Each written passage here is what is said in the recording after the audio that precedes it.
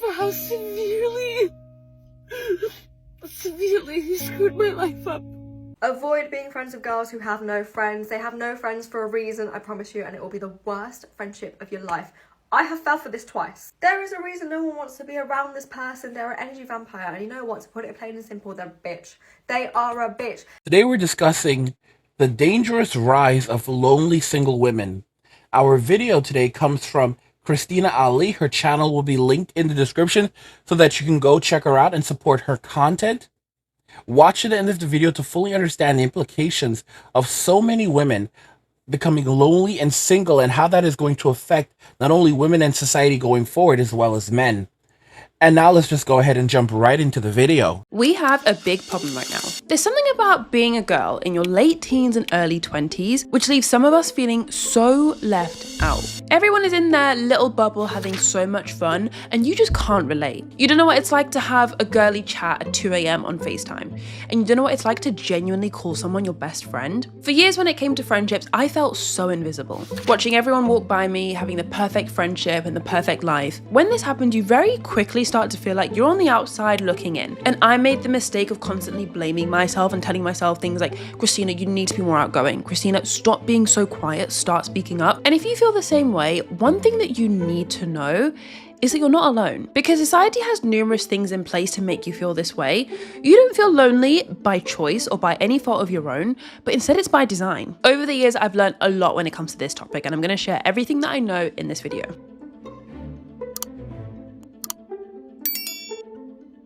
Hey, if you're new, I'm Christina and I make videos for people who are feeling lonely.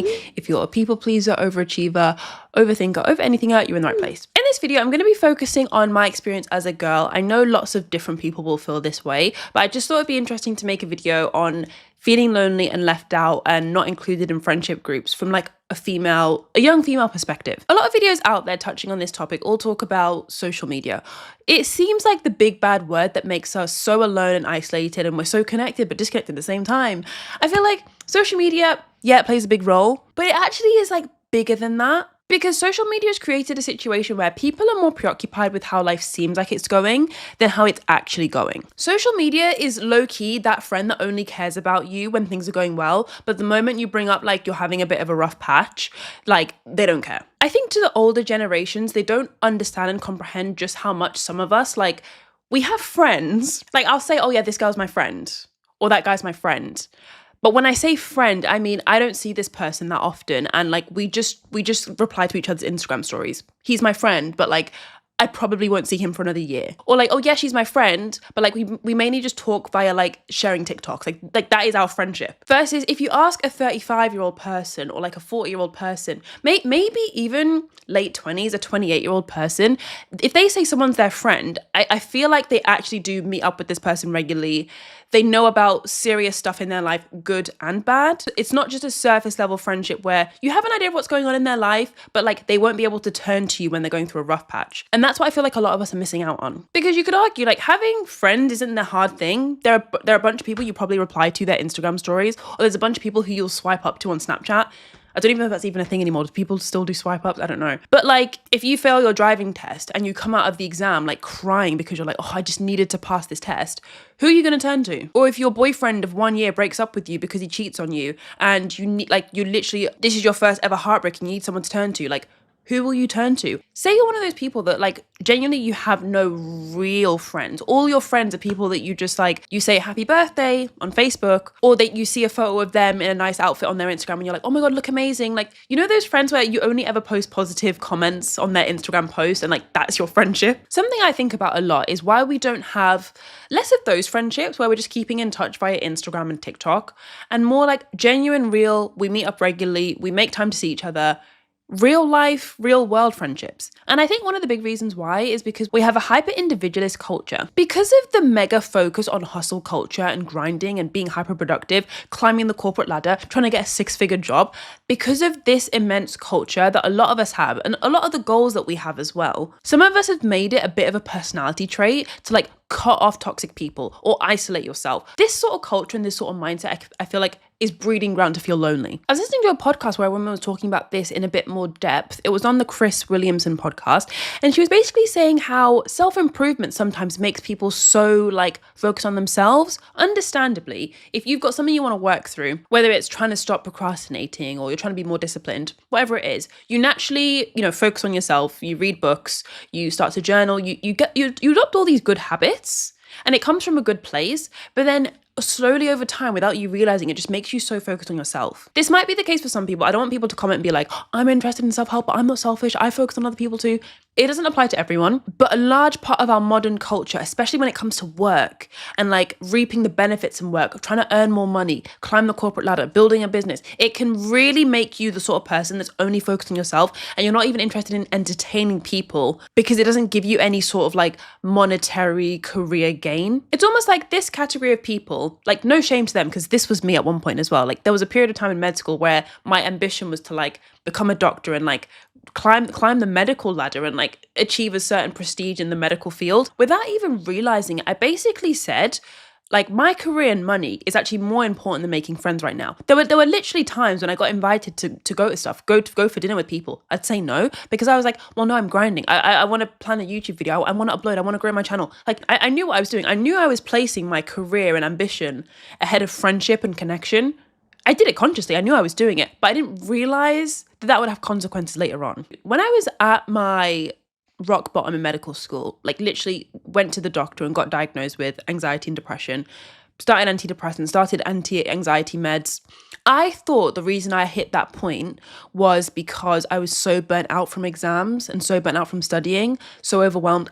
All the exams I studied so hard for, I actually failed. So that was like tip of the iceberg. Like, I give up. I can't. I'm just so overwhelmed. When I had that moment, that sort of era of my life, I thought it was all like medical school problems. I thought it was all like, oh, I worked too hard, I burnt out, I failed. I just thought it was all that sort of thing. Looking back, a huge problem as well was because I feel like I didn't have anyone to open up to. Technically, I knew a bunch of people. I was going to placements every day, every week. I had people that I knew from school. I had people that I saw people regularly. I had classmates, I had course mates, I had hospital buddies that I'd go on the wards with. But like all of these people that I was around, I didn't feel like they knew me well enough and I knew them well enough to like open up and tell them how I felt. So here's a very critical lesson that a lot of young people don't learn until it's much, much later on in life. In fact, some people don't learn this until they're well into their 30s or even into their 40s. And that is that your coworkers are not your friends. Your classmates are not your friends. This is it's a very intriguing thing to know. Your coworkers are not your friends.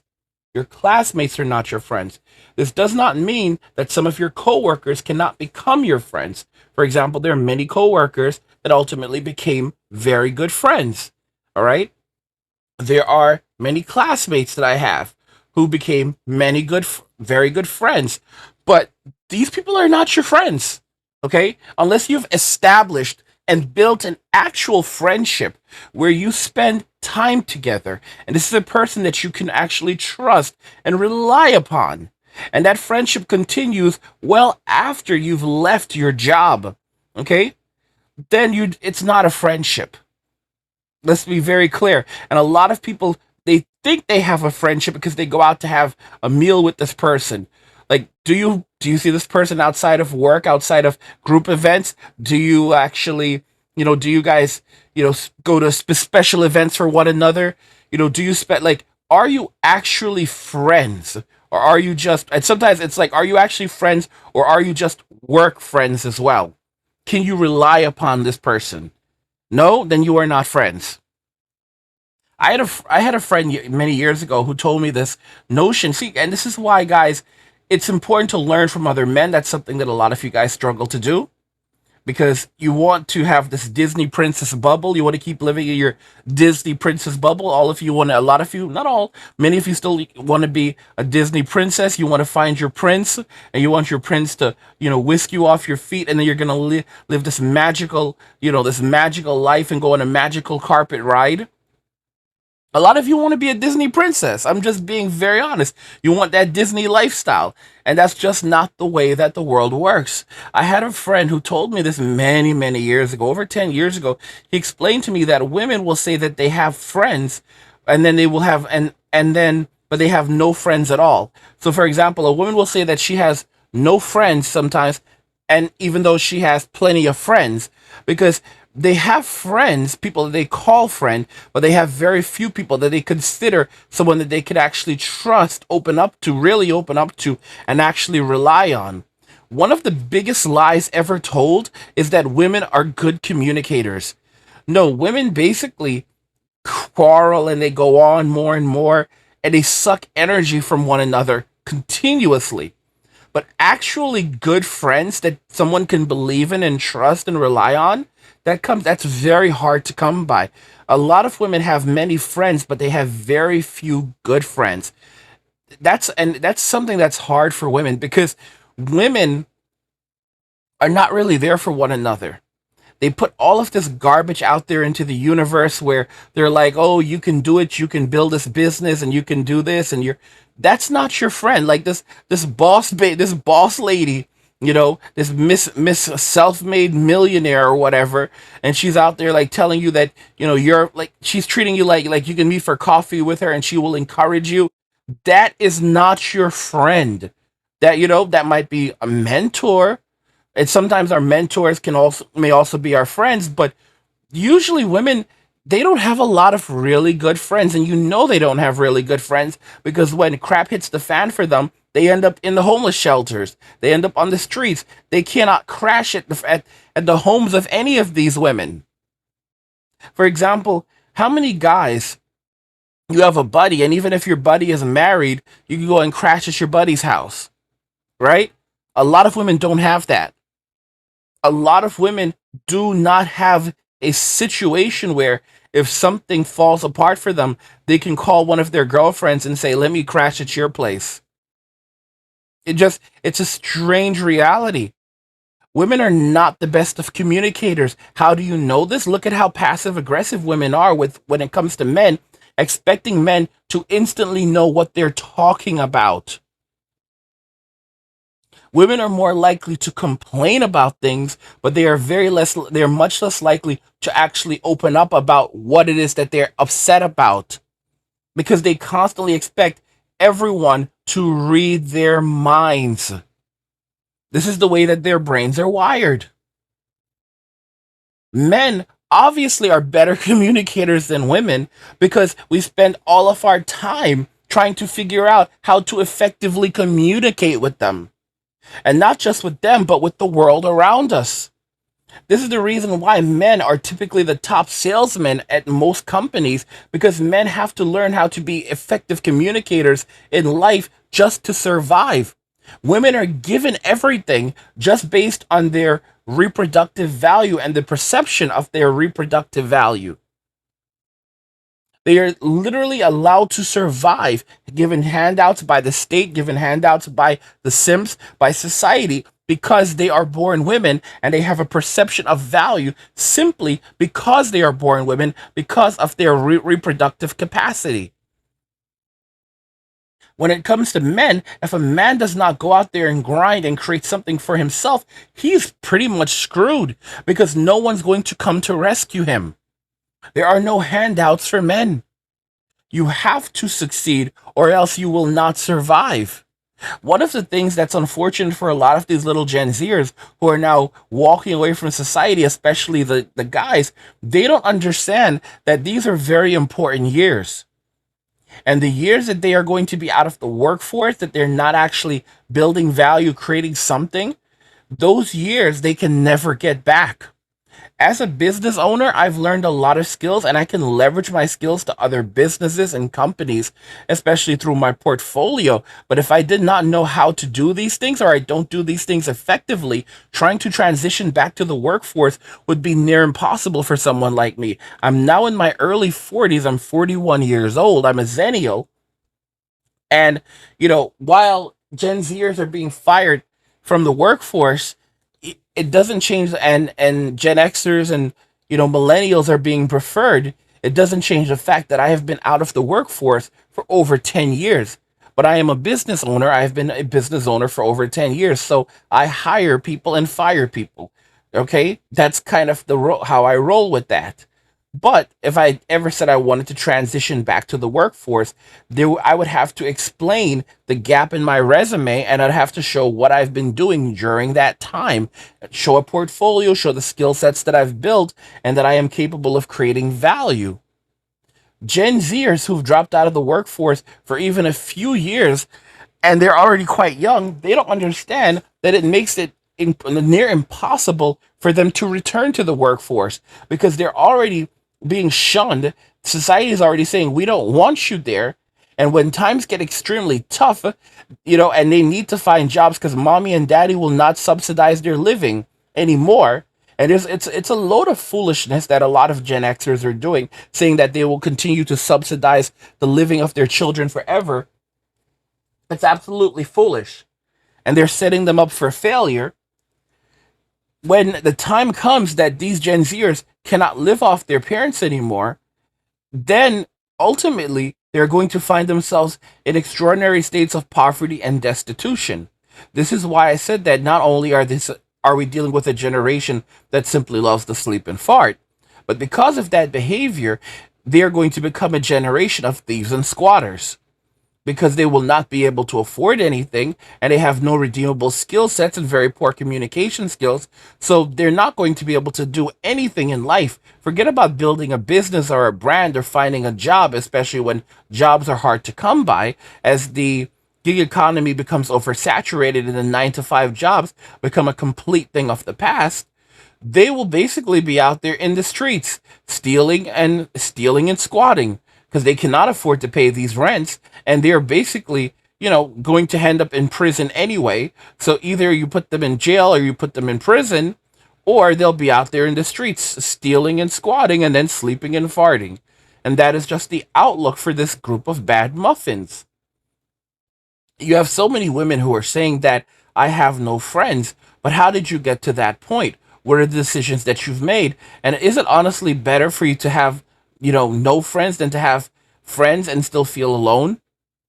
It's crazy when you have friends who you never hear from them for years, especially when things are going bad. And then the bastards check back in every couple of months or every couple of years to see if things have improved so that they can continue sucking value from you.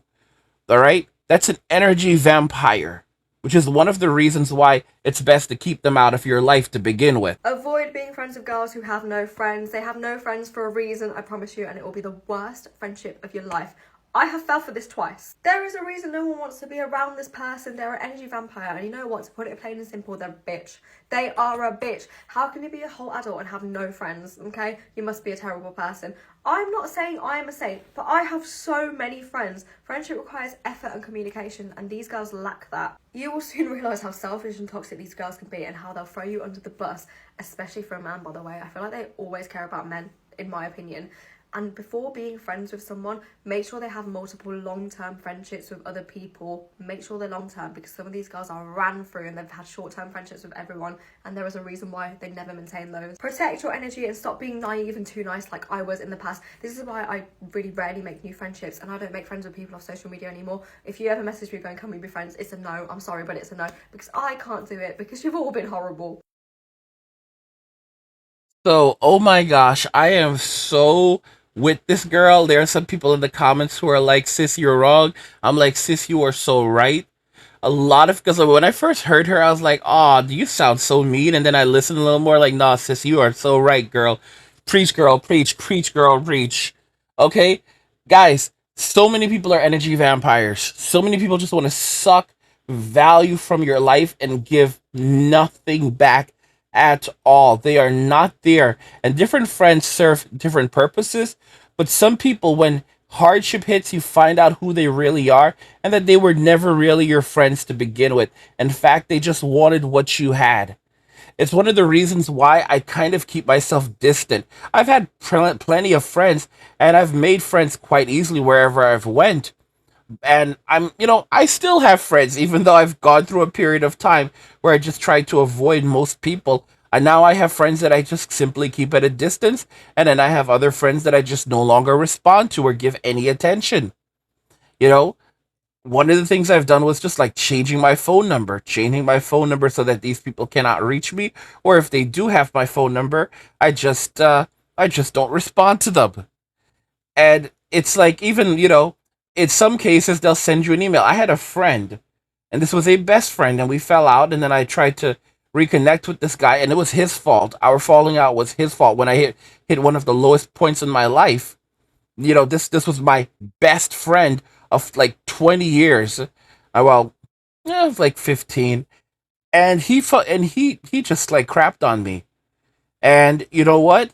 It's interesting because, you know, I don't hear from him for like, I shoot him an email and I don't hear anything back from him. And then he hits me up 4 years later telling me he's just now seeing the email.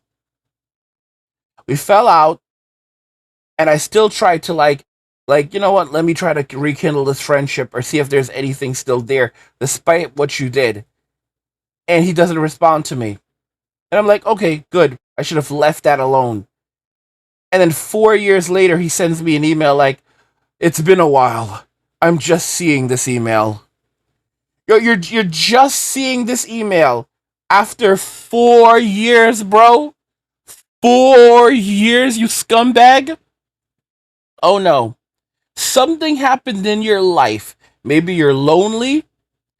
All of your other friends betrayed you. This is the same guy who said that we are really friends. We are really best friends. This is something this bastard said many, many years ago. Okay? Except when my life hit rock bottom and things weren't going well, and this was many years ago. And this guy, guys, my whole homeless arc. And when I went through my whole homeless arc, that's when my best friend turned his back on me. And then, despite even that, I tried to let it go. And he never responded to me. And then 4 years after that, he sends me an email like, I'm just seeing this now. Like, how stupid do you think I am? You're just seeing this email now after 4 years, bro. 4 years. You've got to be kidding me. You've got to be kidding me. You've got to be kidding me. No such thing, all right? Something happens in the lives of these people, and they'll try, and then when something happens, like they've lost all of their other friends, or like someone passes away, they lose their mother or a family member or their father, they lose something, and they're like, okay, let me go back to that old friendship. And we can all be like that. A lot of us can be, like that. I'm not perfect, but it's just very interesting.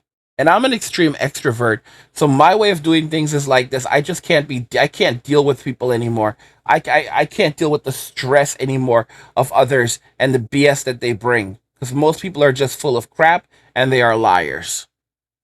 Okay, and I'm not saying I'm perfect, but if you can barely trust yourself sometimes, how the heck can you go around trusting others? That's a very good question right there. If you want to support this channel and everything I do, check out the Angry Guy Clubhouse. Get top expat and passport bro travel tips, digital nomad guides, passive income strategies, and hard-hitting manosphere content. Free subscribers get access to videos, podcasts, articles, and community chat. Plus, receive the passive income blueprint and digital nomad blueprint just for subscribing. Paid subscribers unlock exclusive guides like the How to Build an Online Business in 24 Hours ebook, wealth building blueprints, and crypto updates. Join us now and click the link in the description. So another reason why I think people maybe why you clicked on this video is because you do have people in your life. You literally see people every day, maybe if you're in school, if you have a job, but none of these people know you like that. Like if you failed an exam at med school, if you failed an exam at school, if you lost your job, if you had a sad event happen in the family, like, do you have someone that like, I can turn to this person?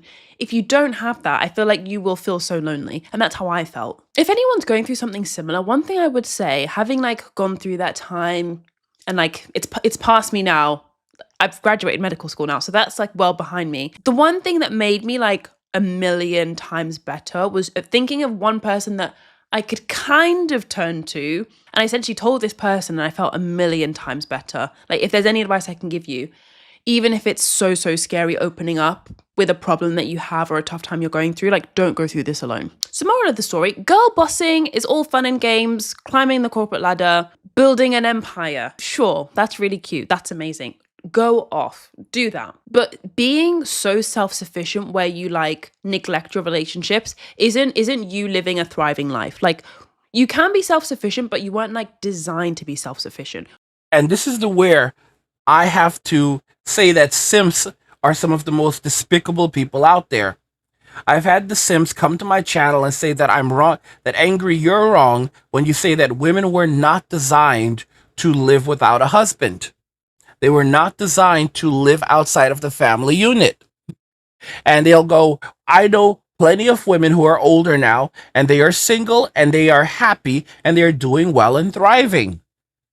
And this destroys the lives of so many young women who believe that they can be these girl bosses. They'll always have a group of friends around them to support them and live like something out of, SEX in the city. And everything's going to be just wonderful when that is not the reality. If you do not have a family when you are older and your marketplace value, your reproductive marketplace value, trying to go into that marketplace, the dating marketplace, and believing that you're going to have the same luck as women who are older, who are younger than you, is absolutely a joke. A woman who is 30 years old is not going to have the same opportunities as a 20-year-old woman. And they get so angry about this. You have 50-year-old women who boast about all the young men in their 20s and 30s that they're being physically intimate with, but then in the exact same breath condemn men who are in their 40s and 50s for dating women who are in their 20s and 30s. Okay?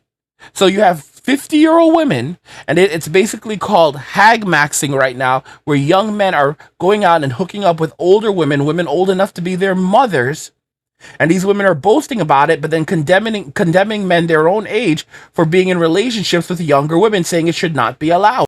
Women want to have their cake and eat it too. And if you say that you're a hypocrite because you're out there being in all of these relationships with these young men, you're going through dozens of young men rapidly, men young enough to be your sons, your children, but then in the same breath will condemn men who are your age or 10 years younger than you for being in relationships with women that are the same age or even a little older than the young men that you're being physically intimate with. You'll say it's different because it's creepy and it's disgusting and it's predatory when men do it, but it's not when women do it, because there's always been an imbalance of power. So, it's an imbalance of power when it comes to a man who's in his 40s and 50s dating a woman in her 20s and 30s versus a woman who's in her 50s dating a man or just being physically intimate continuously with men who are in their 20s and 30s. And of course, these women know that there is no future there.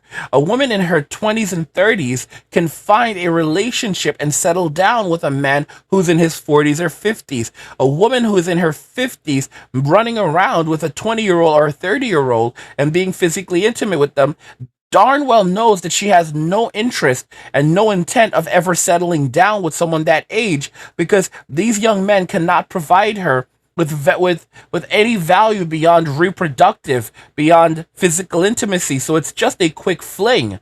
And a lot of these women will say that they're not going to do the whole sugar mama thing either, where she's going to subsidize their living. It's just literally in there for lust. But then when she wants to settle down again, she wants a man who is her age or even a little older than her that can provide her with resources and stability. It is such a sick and sad level of using and taking advantage of men. We as humans, we need people to rely on. It's healthy. It's healthy for us to see people regularly that we know and trust. And you might not have that right now, but one thing I will say is that is something that slowly builds over time. The more and more you get to know someone on a deeper level. Like I mentioned earlier, if you do open up here and there, they'll probably think that like, oh, this is a safe space. I can now open up to her. Sometimes you just have to be the one to go first. An interesting thing that was spoken about a couple years ago on YouTube a lot was the lack of third spaces. This is essentially where your first place for a lot of people is your home, where you live. Your second place is kind of school or work. And then your third place is like a hangout, miscellaneous other place. Some people have third spaces and some people don't. For a lot of people, it's kind of like a church or a youth group. Some people, it's the gym. For some people, it's like going to the club. For some people, it's like cafes and libraries. If you have a dog, it could be a park that you go to regularly. It's essentially just like a third place you regularly go. You go home after work, and then, you know, in between your free time, you kind of go to this third place, which is interesting because I've listed a bunch of physical spaces like church, cafes, clubs. But I think for our generation, our third place is social media, which makes it tough because we go to this third place naturally. Like that is where everyone hangs out, weirdly. Everyone posts their life updates there. That's how everyone announces things. They're having a baby, they're getting married. Like social media is the place, but social media is also the place where you feel like that's where all your kind of like lukewarm friendships are, or that's where the friendships are that like you wish they could be like how they were when they were in real life. Like some friendships are a little bit sad to think about. Like I have some friends where naturally just because of distance and like we don't even live in the same country anymore, or like we live at like opposite ends of the country, I don't speak to this person as much anymore. We barely talk, and it's just a bit sad that like we used to be close friends, but now we're just like Instagram friends, and it's a bit sad. And I'm okay with it because I know that's almost like the circle of life. Like when my mum talks about her university experience, she always talks about how she had like 2 ride or die close friends that she was like, she hung out with them all the time, she lived with them, and then now she sees them like once every 5 years. Like they don't see each other that much, but when they do see each other, because they live in different countries, like when they do see each other and travel to the country to see, like to get back together, it's like they never spent time apart. And that always gives me hope because I do have friendships like that as well. So I'm like, okay, maybe this isn't the end. Maybe this is just the awkward in between stage. Speaking of moving countries, sometimes if that is a situation you've been through yourself, that is prime conditions for feeling lonely because you are literally starting from zero. Making friends isn't as easy as like, oh, speak to someone new at work or speak to someone new in your class, like say hi to people at the gym. Like you don't know anyone in your class, you don't know anyone at work, like you are literally starting from zero. There's a reason why this is all like really important though. It's not just like having a social life is important and you need fun things to do on Saturday, you need cool people to hang out with and post on your stories. It's more than that. In my last video, I was talking about some of the insights from this book, How the Body Keeps the Score. It's essentially a book all about trauma and how we deal with that and how we cope. And in the book, he literally says, being able to feel safe with other people is probably the single most important aspect of mental health. Safe connections are fundamental to meaningful and satisfying lives. Being able to feel safe around other people is the single most important aspect to mental health. And I'm sure I can speak for a lot of Gen Z or a lot of people. A lot of us don't feel like we have people we can be safe around. A lot of us have people around us, family, friends, but like we don't feel like we're safe around them. We feel like we're walking on eggshells. We can't say certain things. We have to only show one side of our personalities, only one side of ourselves. I was actually talking to one of you guys on Instagram DMs, like I love when you guys send me DMs and like tell me about yourselves. I love talking to you guys. She was saying, I was telling her like, oh, you should get into journaling. Like it's so good. Like it literally like changed my life. And she was like, oh, but Christina, I can't journal because I have no privacy at home. I can't write anything down without worrying that someone's going to see it or someone's going to find my journal. And I was like, oh my gosh, like some people literally have no safe space. Because in this conversation, we were talking about not having anyone to talk to and not feeling like you have friends. And I've been there. Journaling for a long time was my safe space. Like that was my outlet to like explore how I felt, and all the things that I would want to say to people, I'd just write it down. So to then think about people that just do not have that safe space, I was like, no wonder so many of us feel alone. Like no wonder so many of us feel depressed. One thing I do want to emphasize, because some of you guys are keen to make friends and meet new people, I promise you, making friends isn't going to be the fix-all solution you think it is. If you feel lonely, don't automatically jump to think, oh, I need friends. Because you can make friends and still feel lonely. I've made a video on this where I was talking about the fact that sometimes when you are really desperate for friends, you're in a position where like you do meet people, you will make the friends that you want, but it doesn't hit the way you think it will. It doesn't fill the void that you think it will. Because you might make friends that don't know you genuinely. It's like a surface level friend. Or it's a friend that kind of like, they're only willing to speak to you when things are going good, but the moment you have a problem, they're not interested. Because at the end of the day, there are good friends and there are bad friends. There are neutral friends that are kind of there. They're not good or bad. Instead, I think the better thing to focus on if you are feeling lonely is connection. Society has increasingly become toxic for men, and that is the reason why so many men are choosing to stay home, play video games, and avoid relationships and society as a whole. That's why so many men are walking away or just going straight up MGTOW and saying that we want to have nothing to do with society and relationships as a whole. And this directly impacts the lives of young women because many of the better relationships that women will have will be with men because men are loyal and not other women. But this is only going to leave a lot of women finding themselves in increased states of loneliness, depression, increased states of poverty, and destitution because women were not designed to live outside of the family unit. Women were not designed to live without a husband. And many Sims will continue to spread this propaganda because Sims are agents of the state and their job is to divide, okay, and reallocate wealth and resources from men to the state, just like women operate as agents of the state as well. Guys, what do you think regarding all of this? The dangerous rise of lonely single women. Let me know your thoughts and we'll talk about it in the comments. Like the video if you like it. Don't forget to subscribe. And if you like the video, share the video. And just remember that all roads lead to MWM and walking away. And cheers.